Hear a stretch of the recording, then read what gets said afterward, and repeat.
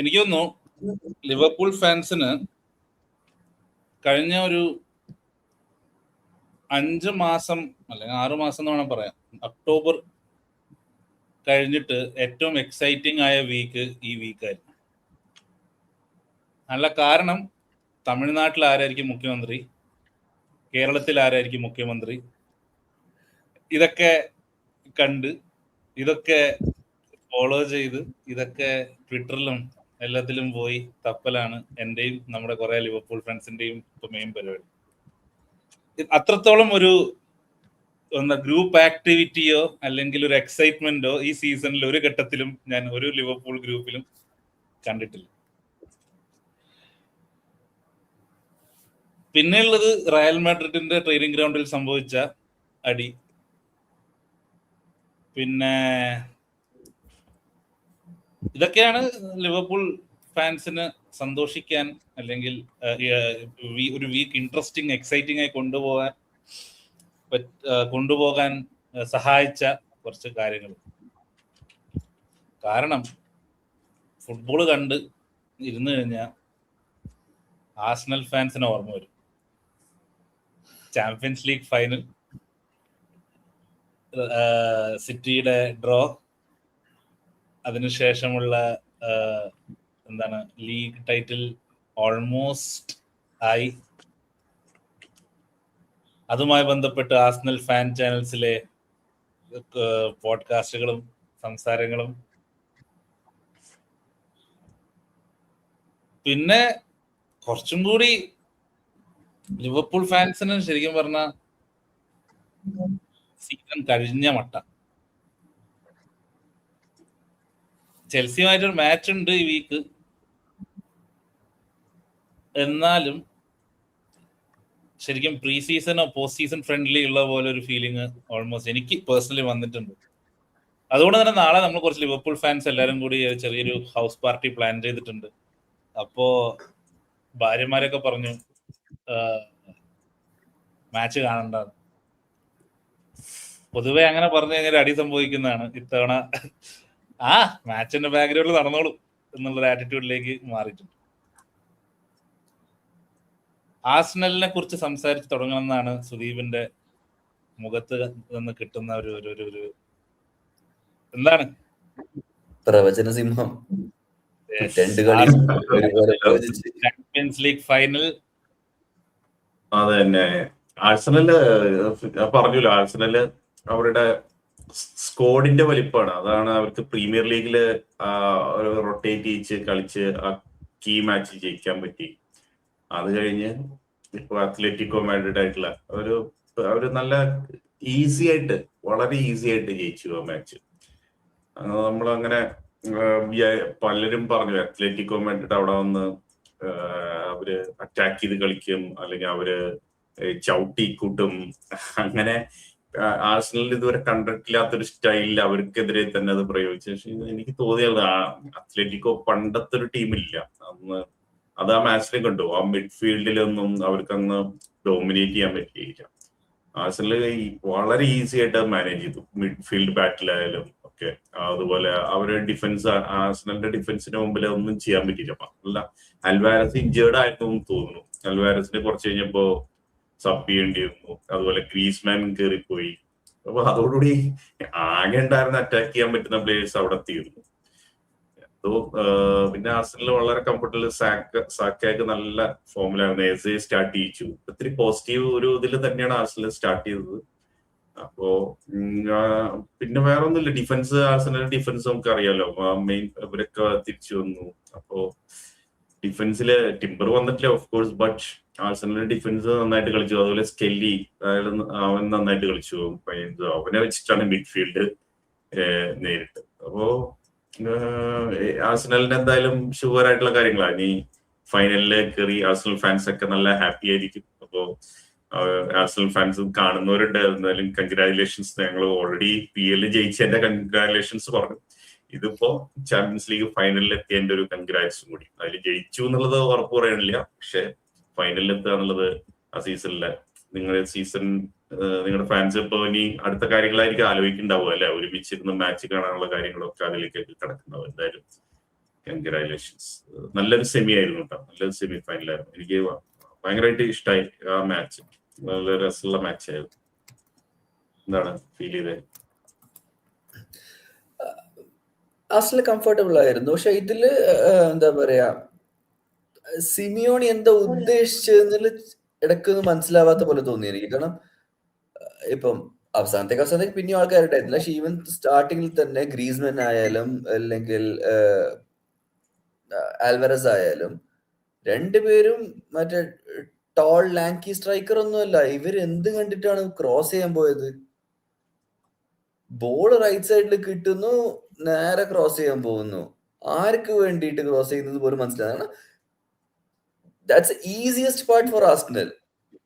ഈ Gabriel Saliba എന്ന് പറയുന്നത് ഈ എൻറ്റയർ സീസൺ തന്നെ സെറ്റ് പീസ് കിങ്സ് എന്ന് നടക്കുന്നുണ്ട്, ഗോൾ അടിക്കാൻ വേണ്ടിയിട്ടാണെങ്കിലും.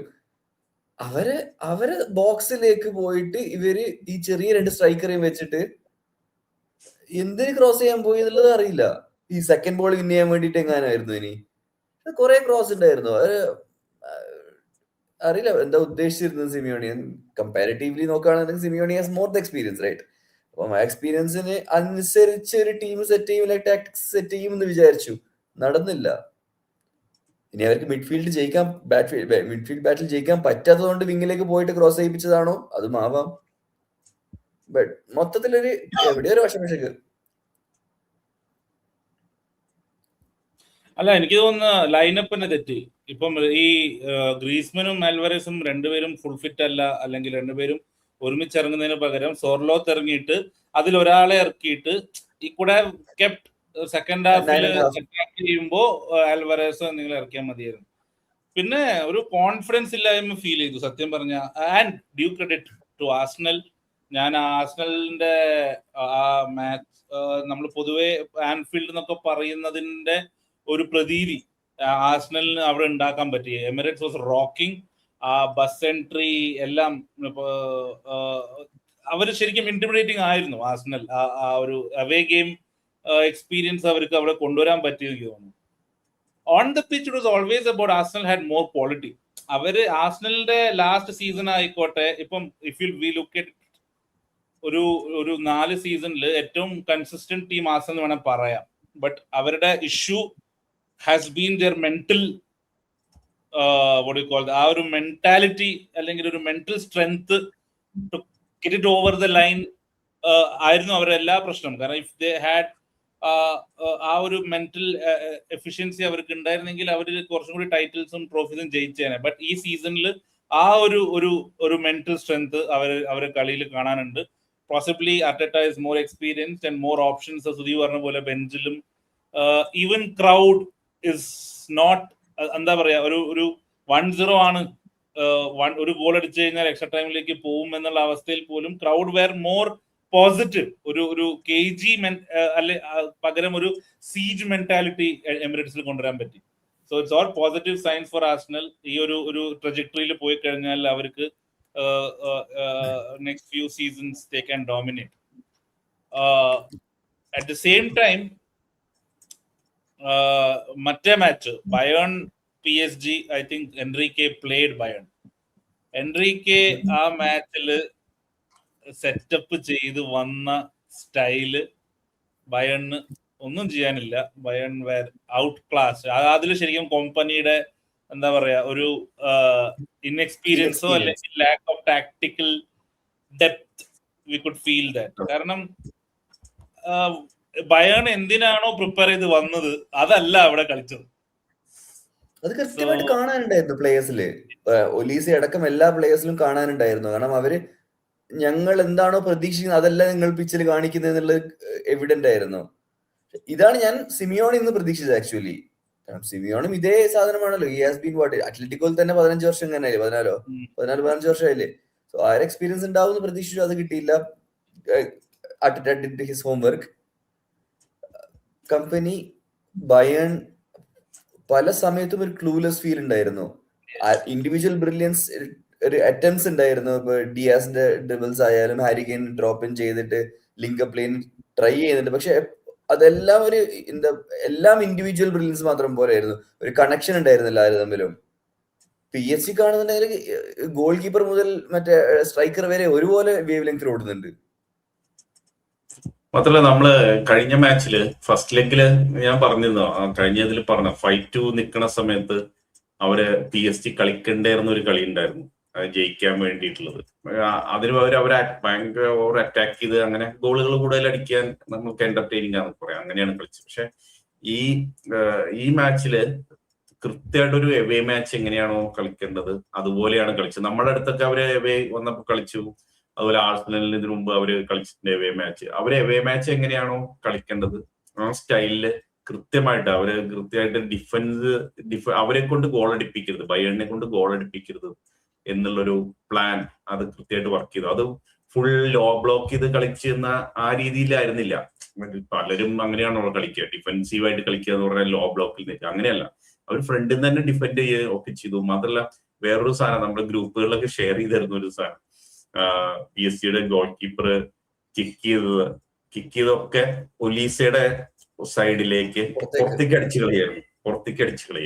അപ്പൊ അത് വേറെ ആരും അങ്ങനെ ആലോചിക്കാത്തൊരു ഐഡിയ, അത് ടാക്ടിക്സിൽ വേറെ അതാണ് ലൂയിസ് എൻറിക്കയുടെ ഒരു ഇത്. അപ്പൊ അവിടെ പന്ത് പോകുമ്പോ ഒലീസയ്ക്ക് പന്ത് ഫ്രീ ആയിട്ട് കിട്ടില്ല, ഒരു 5-6 പ്ലേയേഴ്സ് എപ്പോഴും അടുത്തുണ്ടാവും. അങ്ങനെ ടൈറ്റ് സ്പേസിൽ കളിക്കേണ്ടി വരുന്ന ഒരു അവസ്ഥ. അപ്പൊ പരമാവധി അങ്ങനെയുള്ള സിറ്റുവേഷൻസ് ഉണ്ടാക്കി ഒലീസെ പോലെ അവരുടെ ബെസ്റ്റ് ക്രിയേറ്റർ ആയിട്ടുള്ള ആളെ അവര് ഒട്ടും എഫിഷ്യന്റ് അല്ലാണ്ട് ആക്കുന്ന രീതിയിലേക്കുള്ള സാധനം ചെയ്തു. അതൊക്കെ അങ്ങനെ മൈന്യൂട്ട് കാര്യങ്ങൾ ആലോചിച്ച് നടപ്പാക്കിയിട്ടുണ്ട്. അത് എവേ മാച്ചിൽ പെർഫെക്റ്റ് ആയിട്ട്. ഈ ബയേണിന്റെ അവർക്ക് ഈ ഫുള്ളി ഫിറ്റ് മുസിയാല മിസ് ചെയ്യുന്നുണ്ട്. മുസിയാല പഴയ ഒരു ഇതിലേക്ക് വന്നിട്ടില്ല. പ്രോബ്ലി നെക്സ്റ്റ് സീസൺ ഒക്കെ ആകുമ്പോഴേക്കും അവിടെ എത്തുമായിരിക്കും. ആ ഒരു കുറവും പിന്നെ കുറച്ച് കോൺട്രവേഴ്ഷ്യൽ ആണെങ്കിലും ഒരുപാട് പേര് പറഞ്ഞിട്ടുണ്ട്. എന്നാലും എന്തുകൊണ്ട് ലിവർപൂൾ ഡിയാസിനെ വിറ്റു എന്നുള്ളത് കുറച്ചൊക്കെ ഈ മാച്ചിൽ കാണാൻ പറ്റും. Diaz on his day is very good, but ആ ഒരു മാച്ചിൽ I think he couldn't do anything. He was outplayed. അതിന്റെ ഒരു കാരണം എന്താണെന്ന് വെച്ചാൽ ബയേണില് കളിക്കുമ്പോ മറ്റേ ബുണ്ടസ് ലീഗയിലുള്ള ഒപ്പോണൻസ് ആ ഒരു ക്വാളിറ്റിയിലുള്ള ഒപ്പോണൻസ് അല്ല. അവിടെ നമ്മള് ബയേൺ സ്പേസിന്റെ ട്വീറ്റിലൊക്കെ കാണാം, അവിടെ പ്ലേയേഴ്സ് തമ്മിലുള്ള ഡിസ്കഷൻ, അവിടെ കൂടുതൽ അറ്റാക്ക് ചെയ്യാനുള്ള സ്പേസ് കിട്ടും, ഡിഫൻഡേഴ്സ് എപ്പോഴും ബാക്ക് ഔട്ട് ചെയ്യും, അവർ ഡുവൽ വിൻ ചെയ്യാൻ നോക്കില്ല. അപ്പൊ അവിടെ ക്രിയേറ്റീവ് പ്ലേയേഴ്സ് കൂടുതൽ സ്പേസ് ഒക്കെ കിട്ടുന്ന സ്ഥലമാണ് ബുണ്ടസ് ലീഗയിൽ. പക്ഷെ ഇവിടെ PSG പോലെയുള്ള അല്ലെങ്കിൽ ആ ടീമിന്റെ അടുത്ത് ഒരു ദിവസം കളിച്ചപ്പോ തിരക്കേടില്ലാണ്ട് കളിച്ചെങ്കിലും അത് ആ കൺസിസ്റ്റൻസി കൊണ്ടുവരാൻ പറ്റണില്ല. PSG അവിടെ ട്രാപ്പ് ചെയ്ത് കഴിഞ്ഞപ്പോ പിന്നെ ഒന്നും ചെയ്യാൻ പറ്റുന്നില്ല. അങ്ങനെയുള്ള അവസ്ഥയിലായി പോയി. നമ്മളിത് ലിവർപൂളിൽ കുറെ കണ്ടതാ, ആ രീതിയിലുള്ള ചില മാച്ച് നന്നായിട്ട് കളിക്കും, ഒരു കളി ഹാട്രിക് അടിച്ചു, അത് കഴിഞ്ഞ് അടുത്ത കുറച്ച് മാച്ചുകളിൽ അത് പറ്റാണ്ട് പോകുന്നു, അത്രയും പെർഫോം ചെയ്യാൻ പറ്റുന്നില്ല ആ ലെവലില്. അങ്ങനെ ഒരു 28-year-old പ്ലെയറിന് നമ്മൾ 75 million കിട്ടുമ്പോൾ കൊടുക്കാതിരിക്കുന്നതിൽ അർത്ഥമില്ലായിരുന്നു. പക്ഷെ നമ്മുടെ മിസ്റ്റേക്ക് നമ്മൾ റിപ്ലേസ്മെന്റ് സൈൻ ചെയ്തില്ല എന്നുള്ളതാണ് ശരി. ഓബൻ പറയും. പക്ഷെ ഇതില് ഒരു കാര്യം കൂടി വെച്ചാൽ എന്താ പറയാ, ഒപ്പോണൻസിന്റെ കേസ് പറഞ്ഞിരുന്നല്ലോ, നമ്മൾ എപ്പോഴും നോക്കുകയാണെന്നുണ്ടെങ്കിലും ഈ ബുണ്ടസ് ലീഗിൽ നിന്ന് PL ലേക്ക് വരുമ്പോൾ എല്ലാ പ്ലേയേഴ്സും എത്ര ക്വാളിറ്റി ആണെന്നുണ്ടെങ്കിലും എല്ലാന്നുണ്ടെങ്കിലും ഒരു 6 months 7 months അറ്റ്ലീസ്റ്റ്, അല്ലെങ്കിൽ ഒരു 1 year വരെ അവർക്ക് ബെഡ് ഇൻ പീരീഡ് ഉണ്ട്, അന്ന് അഡ്ജസ്റ്റ് ആയി വരാനുള്ളത്. Compared to that French league എന്ന് വരികയാണ്, ലീഗ് 1 വരികയാണെന്നുണ്ടെങ്കിൽ അവർക്ക് കുറച്ചുകൂടെ എളുപ്പമാണ് അഡാപ്റ്റ് ചെയ്യാന്.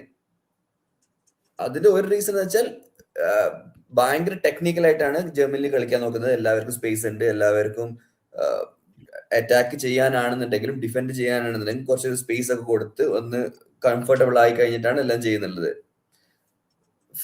ഫ്രണ്ട്സ് ലീഗിൽ ആ ഒരു ലെവലിലേക്ക് ഒന്നുമല്ല, അത് 2-3 സെക്കൻഡ് എക്സ്ട്രാ എടുക്കുകയാണെന്നുണ്ടെങ്കിൽ അപ്പൊ കാര്യൗട്ടി ബോൾ കൊണ്ടുപോകാന്നുള്ള ആ ഒരു മോഡിലേക്ക്. സോ മോർ ആൻഡ് മോർ അവർക്ക് ടൈറ്റ് സ്പേസ് വരുമ്പം French league players are capable enough to do something. മറ്റവർക്ക് ആ സ്പേസ് കിട്ടി ശീലമായിട്ട് പെട്ടെന്ന് ഒരു ദിവസം വരുമ്പോ ഒരു എക്സാമ്പിൾ ഞാൻ പറയാം. സൊബോസ്ലൈ ഒരു സീസൺ എടുത്തു. നമ്മൾ വന്നപ്പം എല്ലാരും സൊബോസ്ലൈ വന്നപ്പം എനിക്ക് തോന്നുന്നു ഏറ്റവും എക്സൈറ്റഡ് ആയത് സൊബോസ്ലൈ നമ്മൾ സൈൻ ചെയ്തപ്പോഴാണ്. പക്ഷെ അതൊന്നും നമുക്ക് ഇപ്പോഴത്തെ സൊബോസ്ലൈയിലേക്ക് എത്താൻ first season he was very ordinary. Second season he was bad. അതായത് നമ്മുടെ സ്ലോട്ടിന്റെ നമ്മൾ ലീഗ് അടിച്ച season he was actually not that great. പക്ഷെ ഈ സീസണാണ് സപ്പോസ്ലി came on his own. So Bundesliga to Premier League transition, എനിക്ക് ഓർമ്മയുണ്ട്, if I'm not wrong, I don't think Ballack had a great first season at Chelsea. സാക്ഷാൽ ബലാക്ക് പോലും first season struggle ചെയ്ത്. ആരായിരിക്കും ബുണ്ടസ് ലീഗിൽ നിന്ന് ഡയറക്റ്റ് വന്നിട്ട് ലൈക്ക് സ്ട്രഗിൾ ചെയ്യാത്ത? ഹാലൻഡ്. Yes, Haaland probably.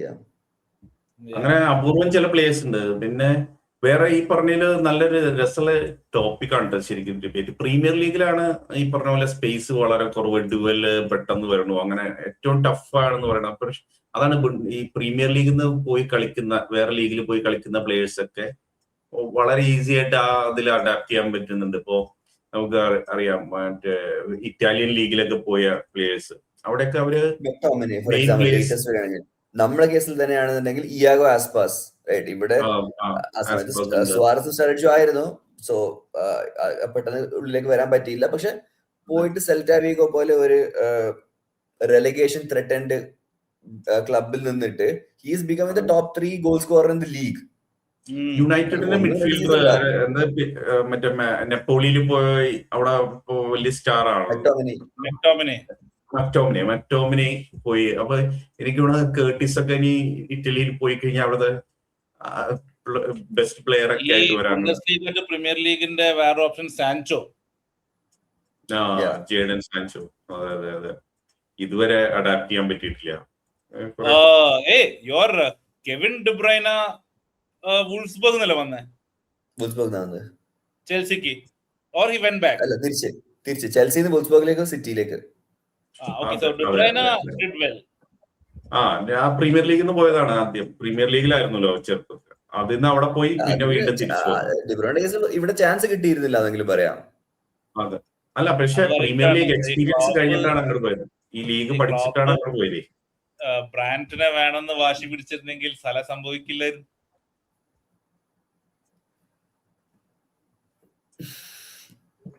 അതൊരു വേറെ ഡിബേറ്റ് ആണ്. Anyway will move on to, നമ്മൾ യൂറോപ്പിന്റെ കാര്യം പറയുമ്പോ മറ്റ് യൂറോപ്യൻ മാച്ചസും പറയണം. ആസ്റ്റൺ വില്ല നോട്ടിംഗ്ഹാം ഫോറസ്റ്റ് കാട്ടിലേക്ക് പറത്തി 4-0 വിൻ. ഉനായ് എംറി ട്രോഫി എന്ന് പേരിടേണ്ടി വരും മോസ്റ്റ്ലി. ഉനായ് എംറിക്ക് എന്തോ ഒരു പ്രശ്നമുണ്ട്. ചാമ്പ്യൻസ് ലീഗിൽ ഇത് കാണുന്നില്ല, പക്ഷെ യൂറോപ്പ ലീഗ് എത്തിക്കഴിഞ്ഞാൽ പുള്ളിയുടെ കൺട്രോൾ പോകും. ഫ്രൈബർഗ് ഞാൻ തോന്നുന്നാണ് പറഞ്ഞത്, ഫ്രൈബർഗ് 1. സോ ആസ്റ്റൺ വില്ല ഇനി പ്രീമിയർ ലീഗിൽ ഫസ്റ്റ് ടീമിന് ഇറക്കാൻ ചാൻസ് വളരെ കുറവാണ്. സെയിം ടൈം നമുക്ക് പാലസ്, ഗ്ലാസ്നറിന്റെ പാർട്ടിംഗ് ഗിഫ്റ്റ് ആയിട്ട് പാലസ് ഷക്തറിനെ തോപ്പിച്ച് 5-2 അഗ്രിഗേറ്റിൽ ഫൈനലിൽ എത്തിയിട്ടുണ്ട്. Strasbourg has beaten Strasbourg lost to Rayo Vallecano. Rayo Vallecano കാരണം ലാലിഗയ്ക്കും 5 ചാമ്പ്യൻസ് ലീഗ് പ്ലേസസ് കിട്ടി എന്നാണ് പറയുന്നത്. പാലസിനെ കുറിച്ച് പറയുകയാണെങ്കിൽ പാലസും ഇനി ആരെ ഇറക്കും വലിയ ചാൻസ് ഇല്ല. സോ ഇറ്റ് വോണ്ട് ബി ആർസണലിന്റെ last game will be a breeze. Already പറഞ്ഞു കഴിഞ്ഞു. ഞാൻ പാലസിന്റെ കാര്യം മാത്രം നോക്കുള്ളൂ.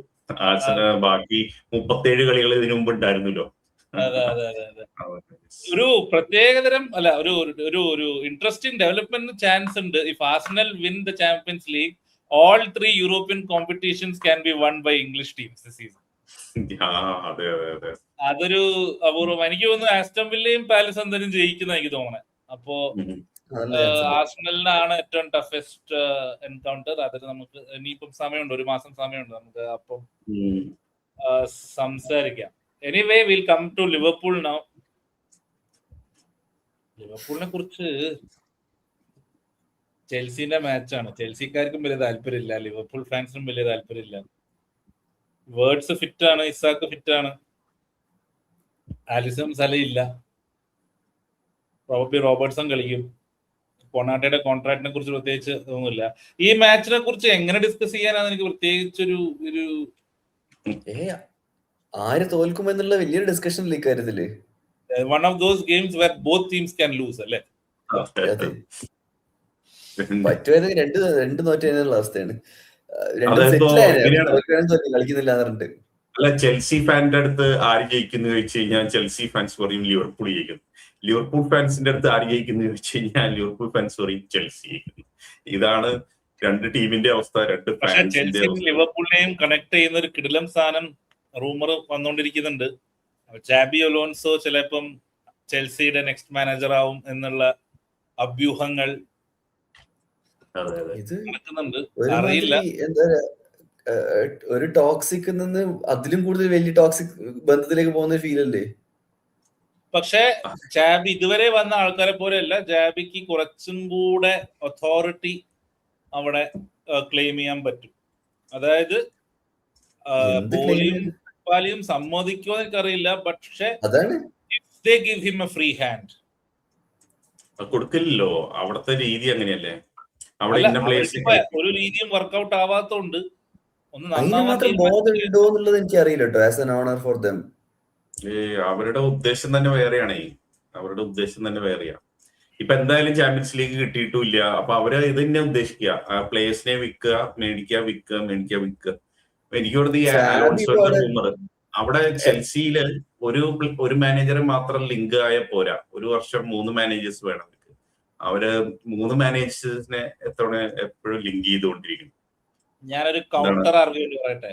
ഇത് ജാബിന്റെ ഏജന്റ് ലിവർപൂൾ ഓണേഴ്സിനെ ചൊറിയാൻ വേണ്ടിയിട്ട് ഉണ്ടാക്കിയ റൂമർ ആവാൻ സാധ്യതയുണ്ട്. അന്നാ ചൊറിഞ്ഞോണ്ടിരിക്കുള്ളൂ. അല്ല, സ്ലോട്ട് തന്നെ ഇപ്പൊ ഇന്ന് പറയുന്നുണ്ടായിരുന്നു ഈ സീസണിൽ നീ ബാക്കിയുണ്ടോ വെച്ചപ്പോ കാര്യമായിട്ടൊന്നുമില്ല, ഒരു കളി ജയിച്ചാൽ കഴിഞ്ഞ് 3 കളി ജയിക്കാനുണ്ടെന്നെങ്കിലും പറയായിരുന്നു. അടുത്ത സീസണിലെ ടൂർ പോകുന്നതിനെ കുറിച്ചും അടുത്ത സീസണിലെ കാര്യങ്ങളൊക്കെ പറയും. ഇത്ര 4 ആൾക്കാർ പോവും, നമ്മൾ കുറച്ച് ആൾക്കാരെ സൈൻ ചെയ്യും, ട്രാൻസിഷൻ ഉണ്ടാവും, പക്ഷെ ഇത്രത്തോളം ഉണ്ടാവില്ല എന്നൊക്കെ പറഞ്ഞു തുടങ്ങിയിട്ടുണ്ട്. ഈ സീസണിൽ 3 കളിയുണ്ട്, അത് 3 ജയിക്കണം എന്നെങ്കിലും പോലും പറയുന്നില്ല, ഒന്ന് ജയിച്ചാൽ മതി. കഴിഞ്ഞു. ഈ സീസണില് വേറെ കാര്യം ടോപ്പ് 3 കിട്ടുമെന്നുള്ളത് മാത്രമായിരുന്നു. ടോപ്പ് 3ക്ക് ഇനി ചാൻസ് ഇല്ല. അപ്പോ പിന്നെ ആവശ്യമില്ല. ചാമ്പ്യൻസ് ലീഗ് ക്വാളിഫൈ ആയിന്ന് ഏകദേശം ഉറപ്പാണ്. പിന്നെ വേറൊന്നും നേടാനില്ലല്ലോ. ഇപ്പൊ അടുത്ത സീസണെ കുറിച്ച് സംസാരിക്കാം. ഒരു കാൽക്കുലേഷൻ ഉണ്ട്. അതായത് അവസാനത്തെ കളിയിൽ ബ്രെൻഫോർഡിന് തോറ്റാലാണ് ചാമ്പ്യൻസ് ലീഗ് കയറാൻ പറ്റുക, ചാൻസ് കൂടുതൽ. അത് ലിവർപൂളിന്റെ അടുത്തും കൂടിയാ കളിയല്ലേ? നമ്മുടെ കൂടെ. അതെ, അത് ഈ അവസ്ഥയാണ്. നമ്മള് അങ്ങനെയുള്ള കാര്യം നമ്മൾ ജയിക്കും. അവര് ശരിക്കും അത് അങ്ങനെ ഒരു സിറ്റുവേഷൻ വന്നു കഴിഞ്ഞാൽ അത് ശരിക്കും ഭയങ്കര ആന്റി കോമ്പറ്റേറ്റീവ് അല്ല ശരിക്കും. അവർക്ക് തോറ്റാലാണ് ഗുണം. സിക്സ്ത് ലിവർപൂൾ 4th ആയാല് അവർക്ക് 6th ചാമ്പ്യൻസ് ലീഗ്, അല്ല ലിവർപൂൾ 5th ആയാല്, അല്ല 4th ആയി കഴിഞ്ഞാൽ അവർക്ക് ചിലപ്പം ചാമ്പ്യൻസ് ലീഗ് കിട്ടില്ല, ആസ്റ്റൺ വില്ല ജയിച്ചാലും. അപ്പോ ലിവർപൂൾ വിൻ, അവര് ആസ്റ്റൺ വില്ല 5th ആവുകയും അവർക്ക് ചാമ്പ്യൻസ് ലീഗ് പൊസിഷൻ കിട്ടുകയും ചെയ്യും. അവര് 6th ആവുകയും വേണം. ടോപ്പ് 5 ആണെങ്കിൽ ഡയറക്ട്ലി സിഎൽ കിട്ടൂലേ? മറ്റൊരു ആസ്റ്റൺ വില്ല യൂറോപ്പ ജയിച്ചാലും. അല്ല, 5th എത്തണം. ഞാൻ പറയുന്നത് അവർക്ക് 5th എത്തണമെങ്കിൽ 8 പോയിന്റ് വ്യത്യാസമില്ലേ? Most likely situation is that അവര് 6th ഫിനിഷ് ചെയ്യുക, എന്നിട്ട് ലിവർപൂൾ ലാസ്റ്റ് കളി ജയിച്ചു കഴിഞ്ഞാൽ അവരുടെ 6th position they will get champions league. അത് ഇൻട്രസ്റ്റിംഗ് ആക്കും. സത്യം പറയാലോ, എനിക്ക് ലിവർപൂൾ ഇപ്പൊ 5th ആയിട്ട് ഈ സീസൺ ചാമ്പ്യൻസ് ലീഗ് കിട്ടും എന്നുള്ള അവസ്ഥ ഉണ്ടെങ്കിലും ഈ too many teams in Champions League അല്ലേ ശരിക്കും. If you look at it, ഒരു 5th കൊടുക്കാം, 6th കൊടുക്കാം. ആ ശരിക്കും ടോപ്പ് 4 ക്ലബ്സിൽ 4 ക്ലബിന് മതി. അത് അവിടെ ഒന്ന് ക്യാപ്പ് ചെയ്ത് വെച്ച് കഴിഞ്ഞാൽ, and if you win your, അതായത് ഈ യൂറോപ്പ ജയിച്ചു കഴിഞ്ഞാൽ you get champions league, that's it. ഇതിപ്പം എന്താണ് 5th കോഫിഷ്യന്റ് നോക്കി 5th? വേറെ ടീമുകൾ വരട്ടെ, വേറെ രാജ്യത്തിലെ ടീംസ്. വേറെ ടീം വന്നിട്ട് കാര്യം ഉണ്ടാവുന്നില്ല എന്നുള്ളതാണ്. യൂറോപ്പ വേണമെങ്കിൽ സ്ട്രെങ്തൻ ചെയ്യായിരുന്നു, പക്ഷെ ഡയറക്ട്ലി അവരെ കൊണ്ട് UCL കളിപ്പിച്ചിട്ടും കാര്യമില്ല. കാരണം ഇപ്പൊ ഈ UCL ഫോർമാറ്റ് കാരണം പല കളികളും പോലും താല്പര്യമില്ലാത്ത അവസ്ഥയല്ലേ. ഞാൻ പറയുന്നത് champions league should be a very tight smaller competition. അല്ലെങ്കിൽ ടീംസ് കുറച്ചിട്ട്, ഇതിപ്പം 24 ടീം മറ്റല്ലേ? 32 36. അതിൽ 24 ക്വാളിഫൈ ആവും. അതെ 24 24 ക്വാളിഫൈ എനിക്ക് ഇപ്പോഴും ഓർമ്മയുണ്ട്. അതായത് പണ്ട് ചാമ്പ്യൻസ് ലീഗിന്റെ ആന്തം കേൾക്കുമ്പോ തന്നെ നെഞ്ചെടുപ്പാ. അതായത് കാരണം എവറി ഗെയിം വാസ് ഒരു സ്പെഷ്യൽ ഫീലിംഗ്. ആ ഗ്രൂപ്പ് സ്റ്റേജിലത്തെ ലാസ്റ്റത്തെ കളി ഒഴികെ ബാക്കിയെല്ലാം നല്ലതായിരുന്നു. യാ ഓൾറെഡി ക്വാളിഫൈ ആയ പിന്നെ ഡെഡ് റബ്ബർ എന്ന് പറയുന്നത് അല്ലാത്ത ബാക്കിയെല്ലാം നല്ലതായിരുന്നു. Even away goals made sense. ഈ away goals 90th made sense. എനിക്ക് I'm really missing away goals. അതെ, രണ്ടാമത്തെ away goals. കളിയുടെ 90 മിനിറ്റിന് ശേഷം എക്സ്ട്രാ ടൈമിൽ മാത്രമാണ് അവേ ഗോൾ ഒഴിവാക്കേണ്ടിയിരുന്നത്. അതിന് പകരം അവർ അതെ. കംപ്ലീറ്റ്ലി ഒഴിവാക്കി. First Away leg goals doesn't make വേണം. sense. ഇനിയിപ്പോ നോക്കൗട്ട് കളിച്ചാൽ പോലെ എന്നാലും. അതെ അതെ, എവേ ഗോൾസ് വേണം. എവേ ഗോൾസ് വന്നെങ്കിൽ ഇപ്പോ ഇവരൊന്നും ഇങ്ങനെ കളിക്കില്ല. ഇപ്പോ PSG ബയൺ മാച്ച് അതെ. നമ്മൾ എത്രയൊക്കെ പറഞ്ഞാലും അവരങ്ങനെ കളിക്കില്ല. എവേ ഗോൾസിന്റെ ഒരു ഇമ്പോർട്ടൻസ് അതിൽ വന്നേനെ. ഞാൻ പറയട്ടെ, ഇപ്പൊ ആർസണലിന്റെ ഗെയിമിൽ തന്നെ ആ 1-1 would have been a much more valuable result for Arsenal than just ചുമ്മാ ഒരു ഡ്രോ. അത്രേ ഉള്ളൂ. ഇപ്പം ഫസ്റ്റ് ലെഗ് നമുക്ക് കാണുമ്പോൾ തന്നെ ആ ഫസ്റ്റ് ലെഗ് അത്രയല്ലേ ഉള്ളൂ. ഒരു അതിനകത്തൊരു ടെൻഷൻ ഒന്നും ഇല്ലല്ലോ. Even defences are much more at is because the goals don't mean much. പണ്ട് നമ്മൾക്ക് ഓർമ്മയുണ്ട് ഇന്ററിലൊക്കെ പോകുമ്പോ ഇത് ക്ലീൻ ഷീറ്റിന് വേണ്ടി റാഫയുടെ ടീമൊക്കെ ചാത്ത് കളിക്കും. നല്ല രസമാണ് അങ്ങനെയുള്ള കളിയാണ്. നല്ല ഇപ്പം രസമാണ്. എന്താ പറയാ ഒരു സേഫ് കളിയാ. സേഫ് കളി ഇൻ ദ സെൻസ് എല്ലാ competitions are becoming easier and easier. ആ ഒരു ടെൻഷന്റെ കുറവ് അനുഭവപ്പെടുന്നുണ്ട്. യെസ്, നമ്മുടെ ചെൽസിയുടെ കാര്യം പറയുകയാണെങ്കിൽ ചെൽസിയിൽ ആരൊക്കെ കളിക്കും?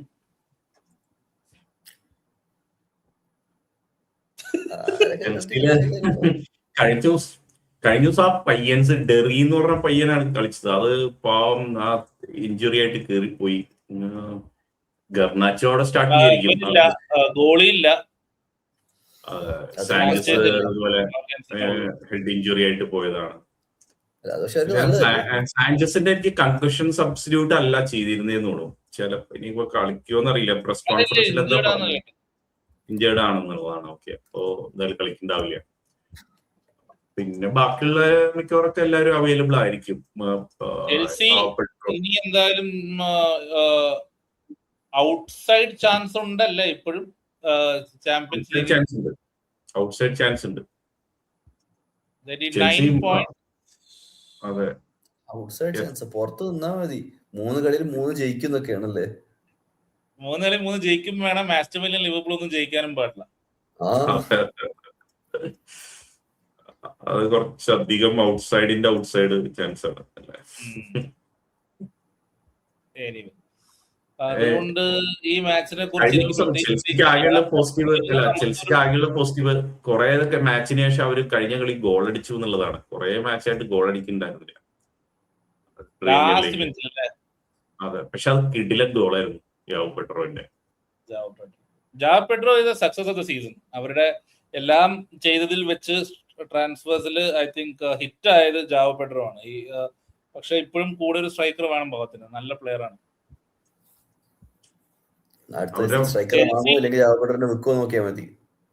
ചെൽസി തോറ്റു കഴിഞ്ഞാൽ Chelsea could even be 13th by end of the week. അതിൽ വലിയ കാര്യമൊന്നുമില്ലല്ലോ അവർക്ക്. ഇനി യൂറോപ്പ ലീഗ് ഇപ്പോഴും ചാൻസ് ഉണ്ട്. Brentford, Bournemouth. ഓക്കെ, ഇത് വെറുതെ പറഞ്ഞോണ്ടിരുന്ന കാര്യമില്ല. കളിയെ കുറിച്ച് പറയുകയാണെങ്കിൽ പണ്ടൊക്കെ ചെൽസി ലിവർപൂൾ ചെൽസി മാച്ച് എന്നൊക്കെ പറഞ്ഞാൽ നല്ല വാശിയുള്ള മാച്ചുകളൊക്കെ ഉണ്ടാവാറുണ്ട് ഈ അടുത്തൊക്കെ. പക്ഷെ നമ്മൾ കഴിഞ്ഞ ഡെർബി തന്നെ കണ്ടൂലേ. ഡെർബി ഒരു വാശിയില്ലാണ്ട് രണ്ടുപേരും അതിനു വേണ്ടി. അങ്ങനെയുള്ള അവസ്ഥയിൽ ഈ മാച്ച് എന്തായിരിക്കും പറഞ്ഞു. അതായത് നമ്മള് ലിവർപൂൾ യുണൈറ്റഡ് നന്നായി കളിച്ചില്ല എന്ന് പറഞ്ഞു. യുണൈറ്റഡ് നന്നായി കളിച്ചില്ല എന്നല്ല പറഞ്ഞത്. പക്ഷെ ഈ ലിവർപൂൾ ടീമിന്റെ കൂടെ അത്ര കളിച്ചാൽ പോരാന്നാണ് ശരിക്കും പറഞ്ഞത്. അവര് കുഴപ്പമില്ലാണ്ട് തന്നെ കളിച്ചു. മോശമായിട്ട് കളിച്ചൊന്നും പറഞ്ഞിട്ടില്ല. പക്ഷെ അവര് നന്നായി കളിച്ചൊന്നും പറയാനുമില്ല. It's not like they were outstanding. It's a mediocre game were both teams were mediocre. ഈ ഒരു ലിവർപൂൾ സ്ക്വാഡിന്റെ കൂടെ ഇപ്പോഴത്തെ ഫോം വെച്ച് നോക്കുമ്പോൾ 2 ഗോൾ വാങ്ങാന്ന് പറഞ്ഞത് തന്നെ മോശമാണ്. അതെ, അതിനെക്കാട്ടും മോശം കളിയായിരിക്കും ചെൽസിന്റെ കൂടെ. As a product, as a match it's gonna be very bad to watch. എനിക്ക് തോന്നുന്നില്ല.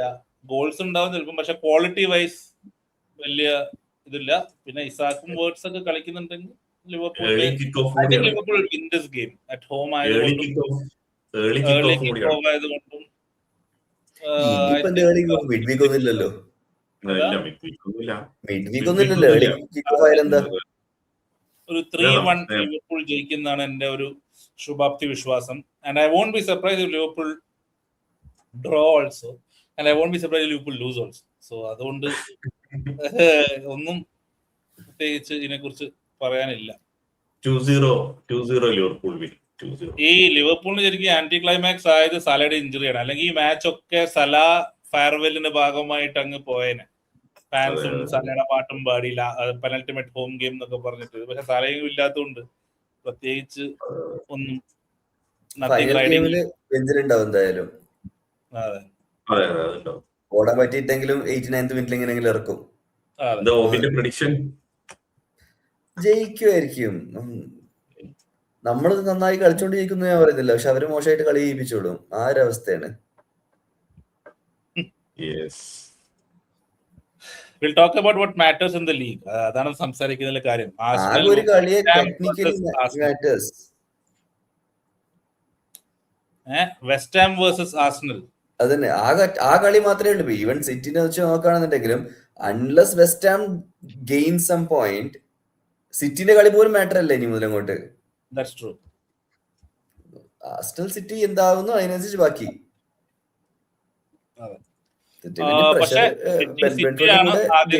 പ്രഷർ അപ്ലൈ ചെയ്യാൻ പറ്റുമായിരിക്കും, അതിന്റെ അപ്പുറത്തേക്കൊന്നുമില്ല.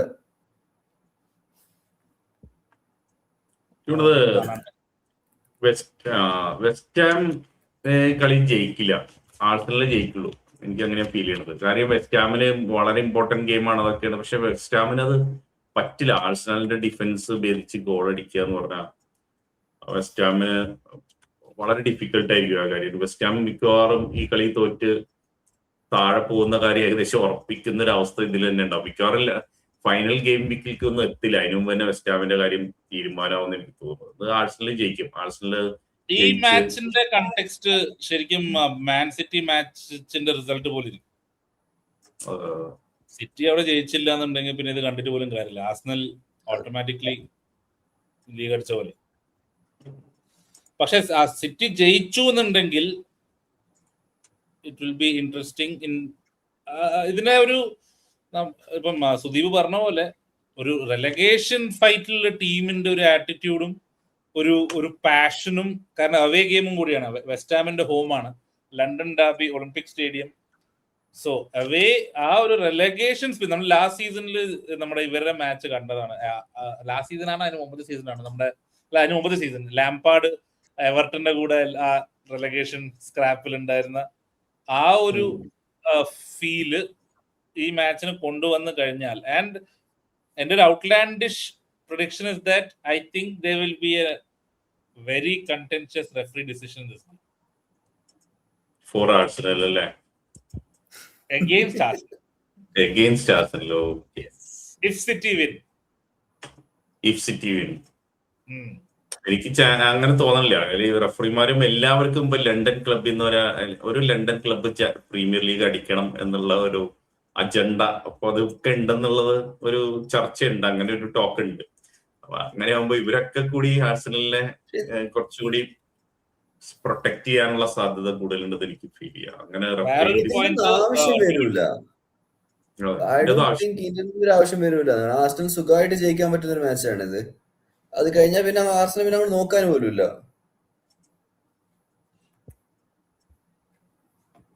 ആർസണൽ ജയിക്കും. ഒരു അവര് സാക്കൊന്നും അധികം മിനിറ്റ്സ് കളിച്ചിട്ട് പോലും ഇല്ല ഈ ദിവസങ്ങളില്. ഈ കഴിഞ്ഞ ദിവസം തന്നെ അത്ലറ്റിക്കോ മാഡ്രിഡിന്റെ അടുത്ത് കുറച്ച് കഴിഞ്ഞപ്പോ സാക്കയൊക്കെ വലിച്ചു. അത്രയും കംഫർട്ടബിൾ ആയി ആർട്ടേറ്റ. ഒരു പ്രശ്നമില്ല അവിടെ. സാക്കയൊക്കെ ആ സമയത്ത് സബ് ചെയ്തു എന്ന് വെച്ച് കഴിഞ്ഞാൽ സാക്ക, എസെ ഒക്കെ നല്ല ഫോമിലുമാണ്. പിന്നെ സാക്കയുടെ വേറൊരു കാര്യം, സാക്കയും യോക്കറസും അത് കഴിഞ്ഞ മാച്ചിലും കണ്ടു. അവര് തമ്മിൽ നല്ല അണ്ടർസ്റ്റാൻഡിങ് ഉണ്ട്. യോക്കറസിന്റെ കളി കുറച്ചും കൂടി ഇമ്പ്രൂവ് ആയത് സാക്ക സ്റ്റാർട്ട് ചെയ്ത് കഴിഞ്ഞപ്പോഴാന്ന് തോന്നുന്നു. കുറച്ച് ഇഞ്ചുറി ചെയ്തൊക്കെ വന്ന് പ്രശ്നങ്ങളൊക്കെ ഉണ്ടായിരുന്നു സാക്ക. അപ്പൊ സാക്ക നല്ല ഫോമിലുമാണ്. അത് യോക്കറസിന്റെ പെർഫോമൻസിനെയും അത് ഇമ്പ്രൂവ് ചെയ്യുന്നുണ്ട്. അത് സാധ്യതയില്ല. വെസ്റ്റ് ഹാമിന് യാതൊരു സാധ്യതയും കാണാനില്ല. ഒരു 0-2 0 അല്ലെങ്കിൽ 0-2 അല്ലെങ്കിൽ 0-1 സ്കോർ ലൈനിൽ ആർസണൽ. വെസ്റ്റ് ഹാമിന്റെ ഗെയിം സ്പേഴ്സിന്റെ ഗെയിമിന് തലേന്നാണ്. അപ്പോ if West Ham don't win, സ്പേഴ്സിന് ഒരു എക്സ്ട്രാ മോട്ടിവേഷൻ ആണ് ടു വിൻ ദ ഗെയിം. അപ്പൊ 4 point ലീഡിലേക്ക് അവര് ഓപ്പിന്റെ നെറ്റ് കട്ടായെന്ന് തോന്നുന്നു. എനിവേ മറ്റ് മാച്ചസ്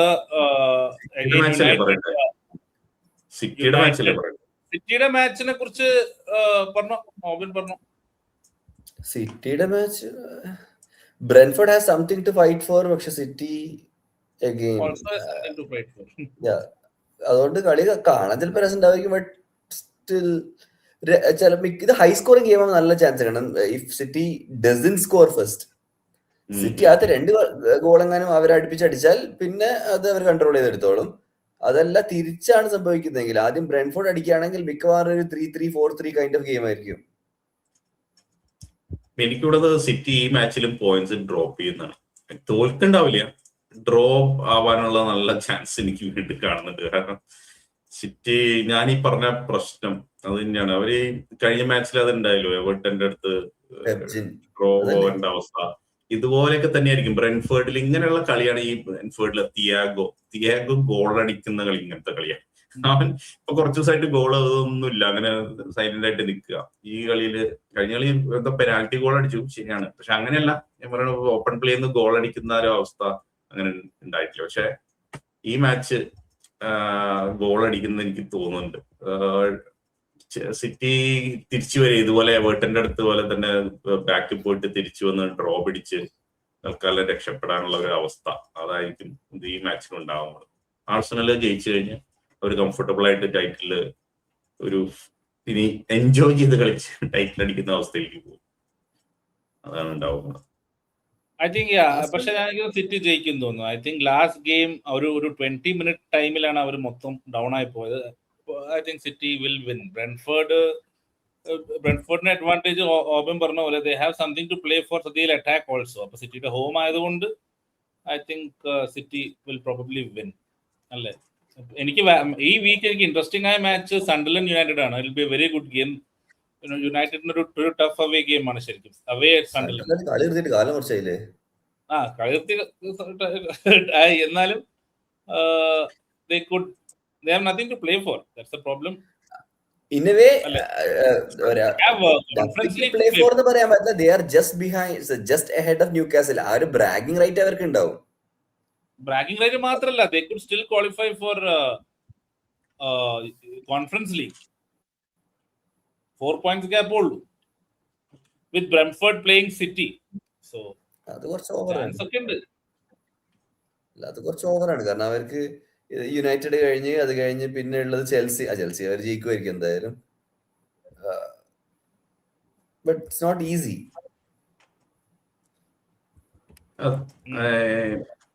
അത് പക്ഷെ ഈ യുണൈറ്റഡ് മാച്ചിൽ എനിക്ക് തോന്നില്ല സണ്ടർലാൻഡ് അത്ര ഫോമിലൊന്നും അല്ല. അവര് കുറച്ച് കളിയായിട്ട് വളരെ മോശം. അവര് തോൽക്കും ആ മാച്ച്. പിന്നെ ഇൻട്രസ്റ്റിംഗ് മാച്ച് വേറെ ഏതാ മാച്ച് പറയാനുള്ളത്? ഫോറസ്റ്റ് സേഫായി. ഫോറസ്റ്റ് ന്യൂകാസിൽ മാച്ചാണെങ്കിൽ അവര് സേഫാണ്. ബ്രൈറ്റന് പിന്നെ ഒരു ഔട്ട്സൈഡ് ചാൻസ് ഇല്ലേ മറ്റേ കേറി വരാനുള്ളത്? ബ്രൈറ്റൺ എല്ലാ കളിയും നോക്കി. സിറ്റി ഉണ്ട്, ലിവർപൂൾ ഉണ്ട്, അത് കഴിഞ്ഞിട്ട് നടുവിലുള്ളത് വേറെ അതുപോലത്തെ ആരുമാണ്. 3 കളി വേണമെങ്കിലും ഒരുമിച്ച് പൊട്ടാം. അല്ല, പോയിന്റ് ടേബിളിൽ അവർക്ക് എന്തെങ്കിലും അവർക്ക് ജയിച്ചു കഴിഞ്ഞാൽ ഇപ്പൊ ഈ ബ്രെൻഫോർഡിനെ കവർ ചെയ്യാൻ പാകത്തിന് ഒരു പൊസിഷനിലാണെന്ന് തോന്നുന്നു അല്ലെ പോയിന്റ് ടേബിളില്. അപ്പൊ അതാണ് ബ്രൈറ്റനാണ് തുറന്നു വെച്ചിട്ടില്ലേ നോക്കാം. അപ്പൊ ബ്രൈറ്റൻ അങ്ങനെ ഒരു കാര്യം ഉണ്ട്. അവർക്ക് ജയിച്ചു കഴിഞ്ഞാൽ 53 points ആവും. വേണമെങ്കിൽ 6th കയറാം. മറ്റേ ഫിക്സ്ചേഴ്സ് ഹെൽപ്പ് ചെയ്യുന്നുണ്ടെങ്കിൽ. അപ്പൊ അത് 14th to 7th it's very tight. അതെ പിന്നെ അതുപോലെ എല്ലാവരും ഒരുപോലെ പൊട്ടുന്ന സീസൺ ആണിത്. അതെ. It's not like everybody winning to reach 7th. എല്ലാവരും losing to make sure that somebody reaches 7th. See, നമ്മൾ 7th ഉം 4th ഉം ഫോക്കസ് ചെയ്യാണ്ട് I think we should be focusing on Spurs and West Ham more. League അവിടെയാണ് ശരിക്കും നടക്കുന്നത്. ഇതിപ്പോ കോൺഫറൻസിൽ എത്തിയാലും യൂറോപ്പ് എത്തിയാലും വലിയ കാര്യമൊന്നുമില്ല. അതായത് ആ ക്ലബിന് ഫാൻസിന് ഓക്കെ വാവ്.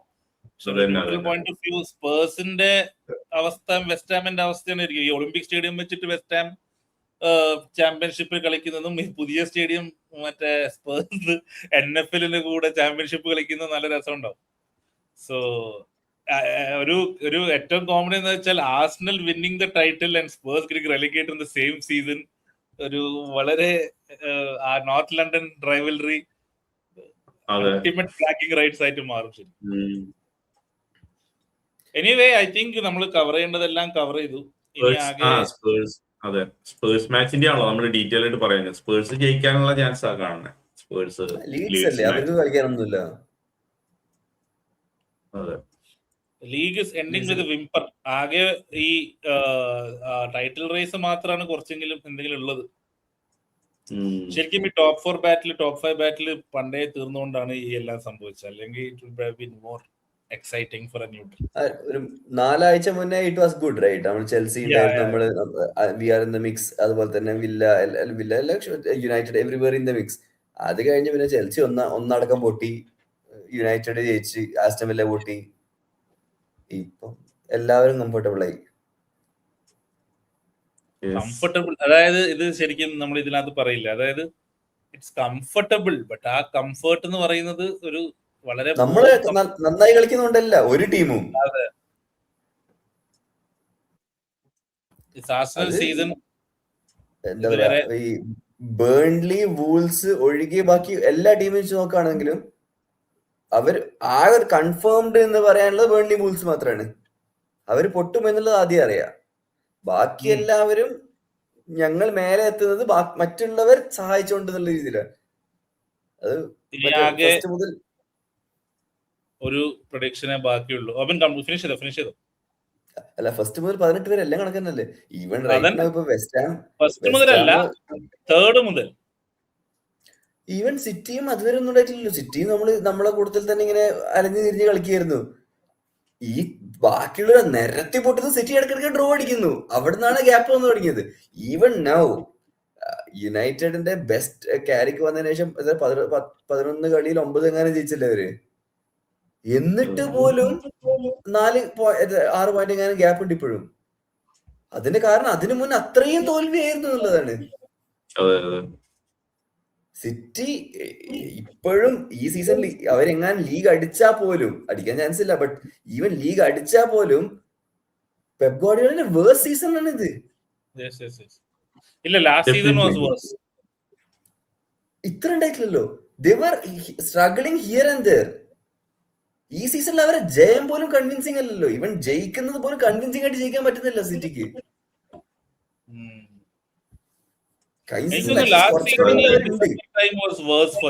ആ ടൈമില് ചാമ്പ്യൻസ് ലീഗിൽ ക്വാളിഫൈ, ഗ്രൂപ്പ് നോക്കൌട്ടിലേക്ക് ക്വാളിഫൈ ആവൂ എന്നുള്ള സംശയം ഉണ്ടായിരുന്നു. നിരന്ന് തോൽക്കുന്നുണ്ടായിരുന്നു.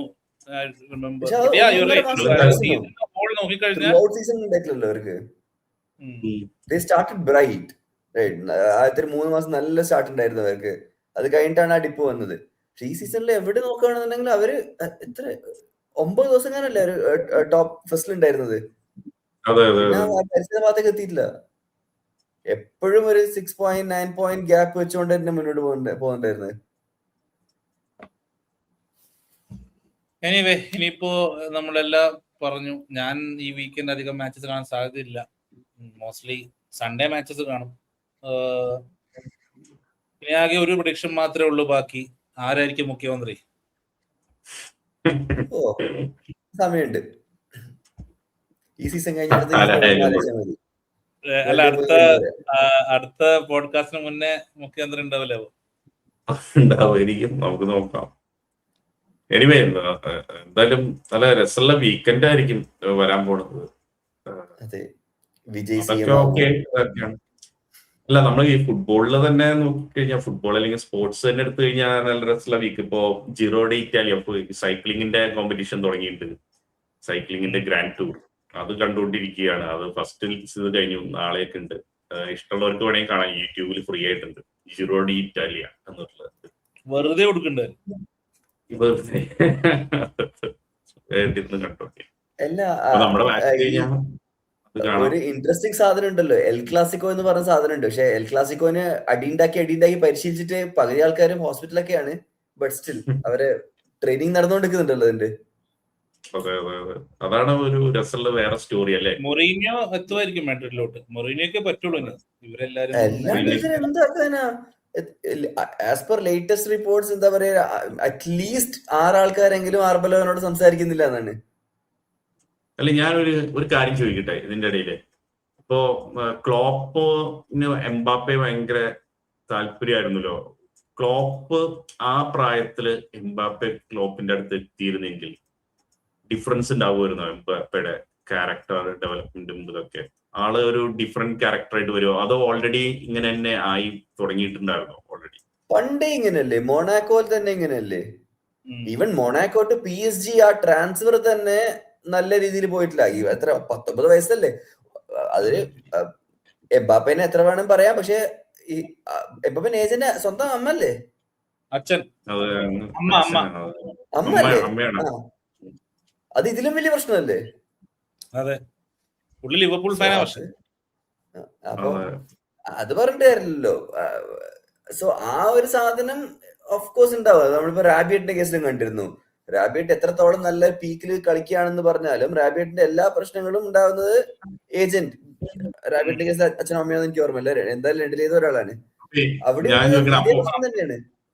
അല്ല, ഇങ്ങനെയാണെങ്കിൽ നമുക്ക് ഈ 100 മില്യൺ ഒക്കെ നമ്മൾ ഈ സീസണിലൊക്കെ സ്പെൻഡ് ചെയ്തല്ലോ റൈറ്റ് പ്ലെയറിന്. ഇപ്പൊ ക്ലോപ്പിന് താല്പര്യം ഉണ്ടായിരുന്നുണ്ടാവും എംബാപ്പെ കൊണ്ടുവരാൻ. പക്ഷേ ഈ പറഞ്ഞ ക്യാരക്ടറിന്റെ ഇതൊക്കെ FSC ക്ലിയർ ആയിട്ട് നോക്കിയിട്ട് വേണ്ടാന്ന് വെച്ചതാവാനുള്ള സാധ്യത കാണുന്നുണ്ടോ? തിരിച്ചാ പറയുന്നത്. കാരണം ഇത് കൊണ്ടുവന്നിട്ട് ഹാൻഡിൽ ചെയ്യാൻ പറ്റാത്തതാണ് ക്ലോപ്പ് ആദ്യം സൈൻ ചെയ്യൂല. അല്ല, നേരെ തിരിച്ചുണ്ട്. ക്ലോപ്പ് ഇങ്ങനത്തെ ഇടങ്ങാർ എടുക്കാറില്ല. പള്ളിയും പരിവാരങ്ങളൊക്കെ ആണല്ലോ മെയിന്. അതെ, ആ കാലം കഴിഞ്ഞു. ഇപ്പം വെറുതെ ഇന്ന് സംസാരിക്കുന്നു. അങ്ങനെയെങ്കിൽ നമുക്ക് വീണ്ടും തിങ്കളാഴ്ചയാണോ ചൊവ്വാഴ്ചയാണോ വരുന്നത്? നമ്മള് മാച്ചസ് നോക്കട്ടെ. മൺഡേ നൈറ്റ് ഇല്ലല്ലോ. ഉണ്ട്, മൺഡേ ഉണ്ട്. നൈറ്റ് ഉണ്ട്, ലീഡ്സ് സ്പേഴ്സ്. അപ്പൊ ചൊവ്വാഴ്ച വരാം. പറ്റുമെങ്കിൽ അടുത്ത മിഡ് വീക്ക് മാച്ച് ആർക്കും ഇല്ലാത്ത സ്ഥിതിക്ക് നമുക്ക് സിറ്റിയുടെ മാച്ചിന് മുമ്പ് സിറ്റിക്ക് ഉണ്ട്. അതിനു മുമ്പ് നമുക്ക് ലൈവ് വേണമെങ്കിൽ വരാം. ഈ ലിവർപൂൾ അല്ലെങ്കിൽ ഏത് ടോപ്പിക്കിനെ കുറിച്ചാണ് സംസാരിക്കേണ്ടതെന്നുള്ള കമന്റ് ചെയ്തു. ഒരു കാര്യം നമ്മൾ പറയാൻ വിട്ടുപോയി. വേറൊന്നുമില്ല, ചാമ്പ്യൻഷിപ്പിന്റെ പ്ലേ ഓഫ്സ് നടന്നുകൊണ്ടിരിക്കുകയാണ്. ഫസ്റ്റ് ഇപ്പോ ഞങ്ങൾ ആക്ച്വലി റെക്കോർഡ് ചെയ്യുന്ന സമയത്ത് ആ മാച്ച് നടന്നുകൊണ്ടിരിക്കുകയായിരിക്കും. ഒരു മാച്ച് മിൽവാളും ഹൾ സിറ്റി മാച്ച്. അത് കഴിഞ്ഞ് അടുത്ത ദിവസം മിഡിൽസ്ബ്രോ സതാംപ്ടൺ മാച്ച്. അത് ഈ സാറ്റർഡേ നൈറ്റ് മാച്ച് ആയിട്ട് നടക്കുന്നുണ്ട്. അതും ഇൻട്രസ്റ്റിംഗ് ആയിരിക്കും. അത് ഹോം ആൻഡ് അവേ ഫോർമാറ്റിലാണ്. അടുത്ത ആഴ്ചയും വീണ്ടും അതുണ്ടാവും. അത് നല്ല ഇൻട്രസ്റ്റിംഗ് ആയിട്ടുള്ള മാച്ച് ആയിരിക്കും. കാണാൻ പറ്റുകയാണെങ്കിൽ ഈ ആഴ്ച കണ്ടില്ലെങ്കിൽ അടുത്ത ആഴ്ച കാണാൻ നല്ല രസമായിരിക്കും. അടുത്ത പ്രീമിയർ ലീഗിൽ അടുത്തതായിട്ട് വരുന്ന ഏത് ക്ലബ്ബാന്നുള്ളത് അറിയാനുള്ള അത് വെംബ്ലിയിലാണ് അതിന്റെ പ്ലേ ഓഫിന്റെ ഫൈനൽ വരിക. മീൻസ് എന്നാലും ആരൊക്കെ ക്വാളിഫൈ ചെയ്യാൻ സാധ്യതയുള്ളതെന്ന് അറിയും. നമുക്ക് കാണാനുണ്ടല്ലോ മറ്റേ ഹൾ സിറ്റിയില് നമ്മളെ സ്വന്തം പ്ലെയർ അവിടെ പോയിട്ടുണ്ട്. അതെ, നന്നായിട്ട് കളിക്കണുണ്ടായിരുന്നു.